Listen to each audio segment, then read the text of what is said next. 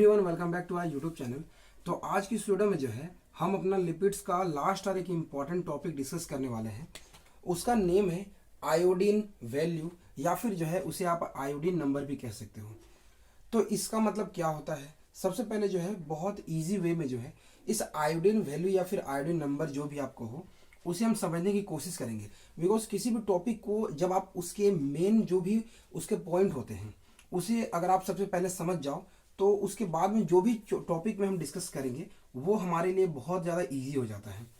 इसको समझने के लिए सिंपल हमें क्या करना है, आपको पता होता है कि अगर हम एक जो है कार्बन डबल बॉन्ड कार्बन के साथ में जो है हम क्या करते हैं, ब्रोमीन का जो है एडिशन करवाते थे in the presence of CCl4। ये बस एक नॉलेज के लिए मैं बता रहा हूँ। तो यहाँ पे होता क्या था, जब इसमें एक डबल बॉन्ड प्रेजेंट होता था तो इस एक डबल बॉन्ड के एक्रॉस में जो है हमारा ये ब्रोमीन जो है एडिशन हो जाता था इसका, और ये हमारा एंटी एडिशन हो जाता था। ठीक है, अगर इसी के केस में जो है हमारा दो डबल बॉन्ड प्रेजेंट हो जाए, ये carbon then carbon double bond carbon, ठीक है, तब उस केस में जो है ये 2Br2 जो है ऐड होना चाहेगा एंड हमारा यहाँ पे प्रोडक्ट फॉर्म करेगा। इससे हमें ये पता चलता था कि ये जो हमारा एल्कीन है उसमें कितने total number of double bonds जो है यहाँ पे प्रेजेंट है। ठीक है, मतलब अगर एक डबल बॉन्ड होता तो सिर्फ 1 मोल ऑफ Br2 से वो रिएक्शन करता, दो प्रेजेंट होगा तो वो 2 मोल ऑफ Br2 से जो है रिएक्शन करेगा। मतलब ये ब्रोमीन जो है डिग्री ऑफ अनसेचुरेशन को बताता था कि हमारा ये जो भी अल्कीन है अगर, या फिर जो भी कार्बन चेन अगर वो उसमें एल्कीन बॉन्ड प्रेजेंट है, डबल बॉन्ड प्रेजेंट है, तो कितना नंबर ऑफ वहां पे अनसेचुरेशन प्रेजेंट है। सिमिलरली अगर हम इस टॉपिक के बारे में बात करें जो कि हम यहाँ पे डिस्कस करने वाले हैं फैट्स एंड ऑयल्स के ऊपर में, तो उसे हम किस तरीके से समझेंगे। तो आपको जैसे मैंने बताया था कि जो आपका यहाँ पे फैटी एसिड होता है वो सैचुरेटेड एंड अनसैचुरेटेड बोथ होता है। तो यहाँ पे डिग्री ऑफ अनसैचुरेशन का पता करने के लिए जो है हम जब फैट या फिर जो है ऑयल को आयोडीन के साथ में रिएक्शन कराते हैं, ठीक है, या फिर बेसिकली ICl के साथ में जो है यहाँ पे रिएक्शन कराया जाता है, तो जितना मोल्स ऑफ ये ICl या फिर I2 एब्जॉर्ब करता है ये फैट या फिर ऑयल, इससे हमें ये पता चल जाता है कि इस फैट या फिर ऑयल में कितना number of degree of unsaturation है। ठीक है, अगर इस फैट में एक डबल बॉन्ड प्रेजेंट होगा तो उस केस में एक आयोडीन एब्जॉर्ब करेगा, दो प्रेजेंट होंगे तो दो आयोडीन एब्जॉर्ब करेगा। इस तरीके से जो है हम यहाँ पे इन सभी चीजों को जो है पता करते हैं आयोडीन वैल्यू से। तो सिंपल अगर आप इसके डेफिनेशन के ऊपर में जाओगे तो हम इसे सिंपल डेफिनेशन में किस तरीके से कह सकते हैं, तो आप यहाँ पे डेफिनेशन भी लिख सकते हो सबसे पहला, और वो क्या है कि आयोडीन वैल्यू को हम डिफाइन कर सकते हैं इज डिफाइंड एज, आप क्या कह सकते हो, द नंबर ऑफ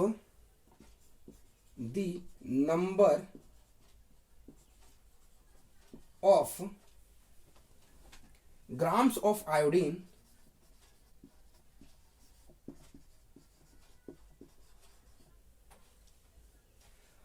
और आयोडीन, या फिर मैंने बोला था ICl भी यूज कर सकते थे, और its equivalent like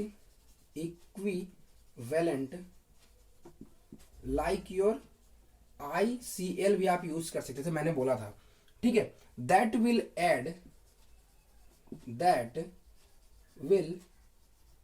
add 200 grams of fat और ऑयल। मतलब 100 ग्राम फैट या फिर ऑयल में जो है कितना नंबर ऑफ आयोडीन जो है वो ऐड हो सकता है, उससे जो है हम कहते हैं आयोडीन नंबर या फिर आयोडीन वैल्यू। अब देखो, इस आयोडीन वैल्यू को पता करने के लिए जो है हमारा एक प्रोसेस होता है, उस प्रोसेस के थ्रू जो है हम पता करेंगे किस तरीके से जो है हम आयोडीन वैल्यू का जो है पता करते हैं। तो यहाँ पे आप प्रोसेस लिख सकते हो कि किस तरीके से जो है आयोडीन वैल्यू को जो है यहाँ पे पता किया जाता है। इसके लिए सबसे पहला क्या किया जाता है कि एक नॉन वेट ऑफ, सबसे पहले जो है एक नॉन वेट ऑफ द आप कहो फैट या फिर जो है ऑयल को जो है डिसॉल्व किया जाता है, इज डिसॉल्व्ड इन क्लोरोफॉर्म। ठीक है, इसका मैं एक बेसिक चार्ट भी दूंगा लास्ट में, आपको ऐसे याद रखने की जरूरत नहीं कि एक एक लिटरेचर याद रखो। सिंपल मैंने डेफिनेशन अच्छी तरीके से बताया, आप समझ गए किस तरीके से बोला। उसी तरीके से इसको भी मैं बहुत इजी वे में बताऊंगा। अभी देखो क्या है, पहले एक नॉन वेट ऑफ फैट या फिर ऑयल को जो हम क्लोरोफॉर्म में डिसॉल्व कर दिया। ठीक है, जैसे डिसॉल्व करोगे फिर इसमें जो है हमको ऐड करना है विज सॉल्यूशन। विज सॉल्यूशन, अब ये विज सॉल्यूशन क्या होता है, which solution is then added, मतलब इसमें हम ऐड कर देंगे। ठीक है, अब ये विज सॉल्यूशन होता क्या है तो उसको बता दो। यहां पे ये आपका आयोडीन क्लोराइड जो होता है ना, अभी मैंने बोला ICL,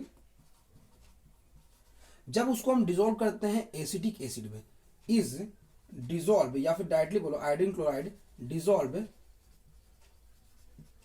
इन एसिटिक एसिड। ओके, ये हमारा विज सॉल्यूशन होता है। यहां पे इसको आप नोट कर लो। ठीक है, अब देखो हमने क्या किया, पहले फैट या ऑयल को क्लोरोफॉर्म में डिसॉल्व किया। क्लोरोफॉर्म में डिसॉल्व करने के बाद में हमने क्या किया, इस पे जो है हमने विज सॉल्यूशन ऐड कर दिया।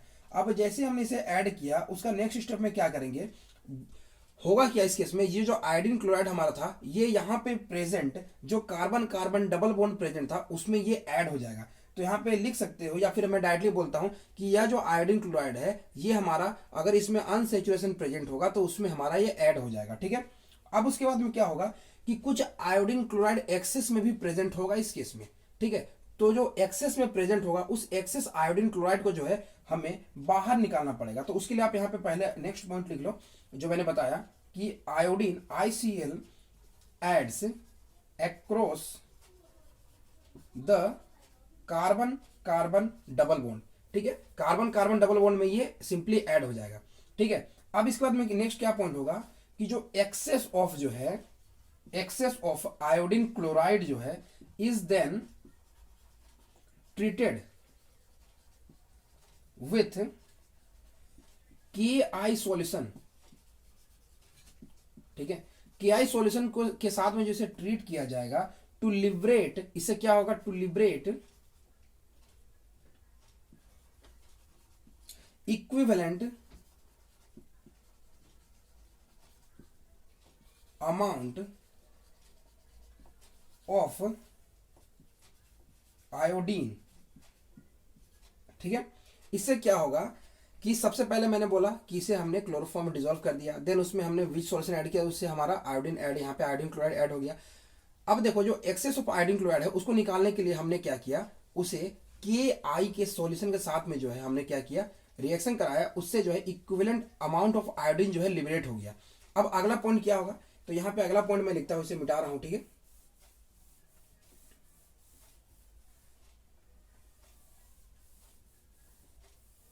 देखो अगला पॉइंट क्या होगा, जैसे ही हमारा यहाँ एक्सेस ऑफ आयोडीन लिबरेट हो गया, देन इसको हमें क्या करना होगा, जैसे ही निकल गया तो उसे हमें बैक टाइट्रेशन करना पड़ेगा। तो नेक्स्ट पॉइंट यहां पे लिख सकते हो, क्या कहोगे, simply this is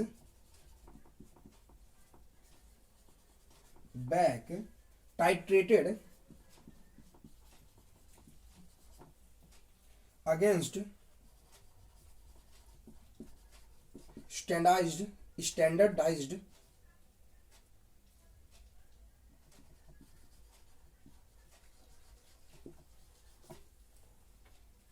hypo,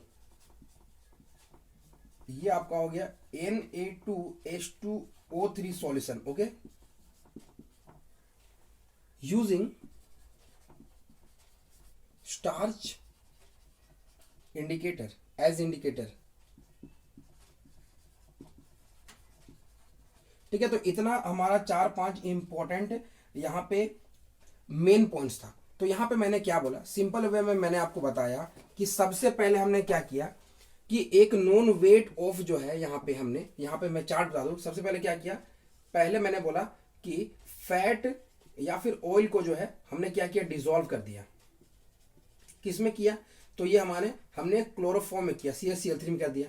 then उसमें जो है हमने ICL ऐड कर दिया, मतलब ICL प्लस CH3COOH को हमने इसमें ऐड कर दिया है। इससे क्या होगा कि ये ICL जो है डबल बॉन्ड के अगेंस्ट में जो है ऐड हो जाएगा, एडेड इन डबल बॉन्ड।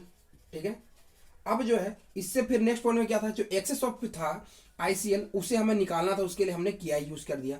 अब जैसे यहाँ पे एक्सेस ऑफ KI को जो है, सॉरी, एक्सेस ऑफ ICL को जो है हमने लिबरेट किया यूजिंग KI के थ्रू जो है हमने उसे लिबरेट कर दिया।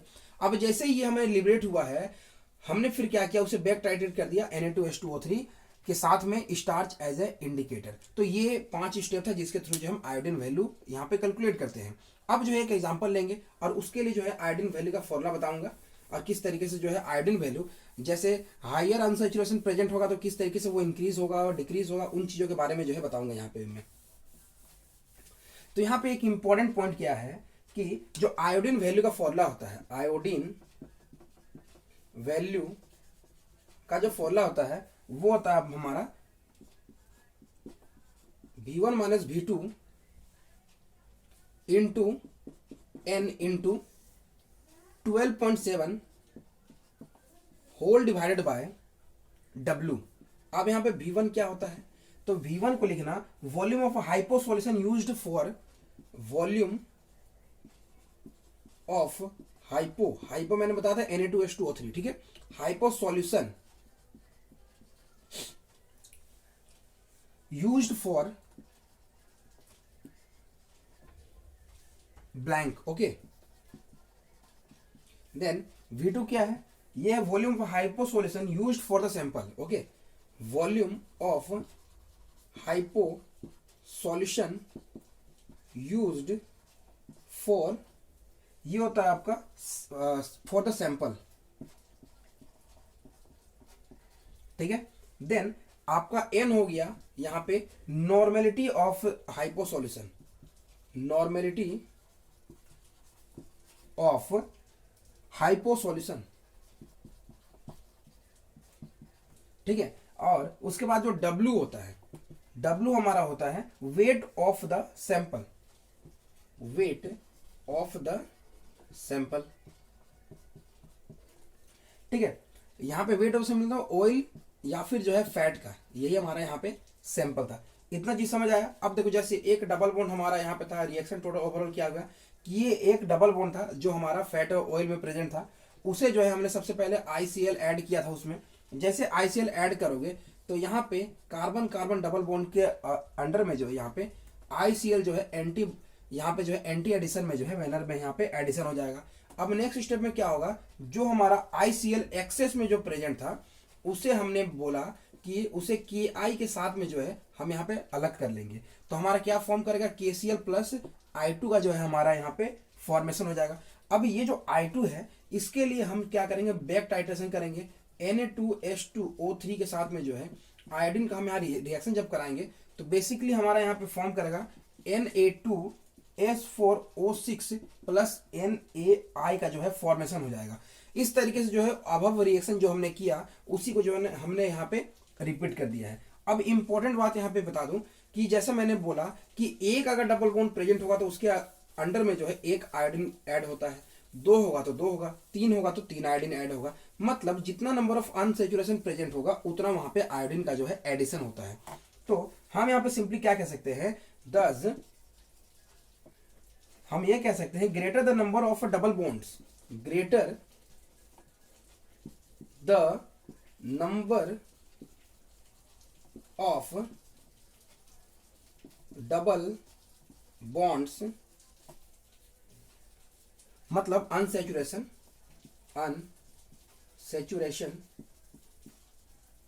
ओके, इन एन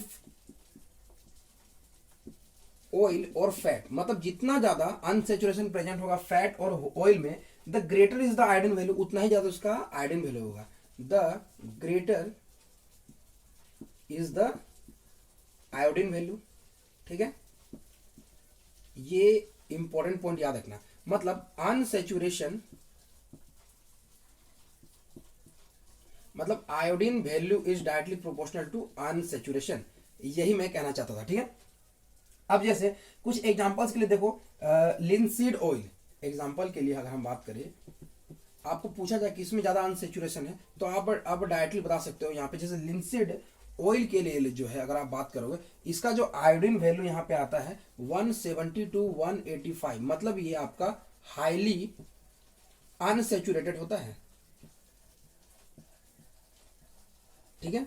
दूसरा जो एग्जांपल हो गया आपका वो हो गया peanut oil.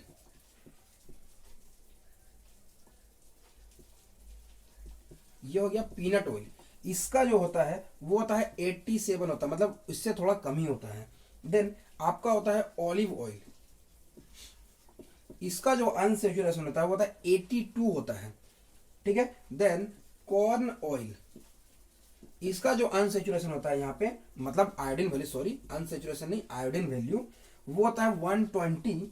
And cotton seed oil, cotton जो सीड ऑयल का होता है वो होता है 109 होता है। तो ये बेसिकली जो है यहाँ पे हमारे आयोडीन वैल्यू के कुछ एग्जांपल्स थे, और मैंने बताया मतलब जिसका आयोडीन वैल्यू ज्यादा होगा उसमें उतना ज्यादा अनसेचुरेशन प्रेजेंट होगा।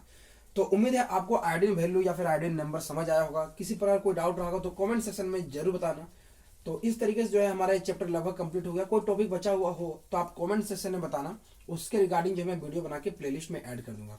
तो मिलते हैं अगले लेक्चर में, तब तक के लिए थैंक्स।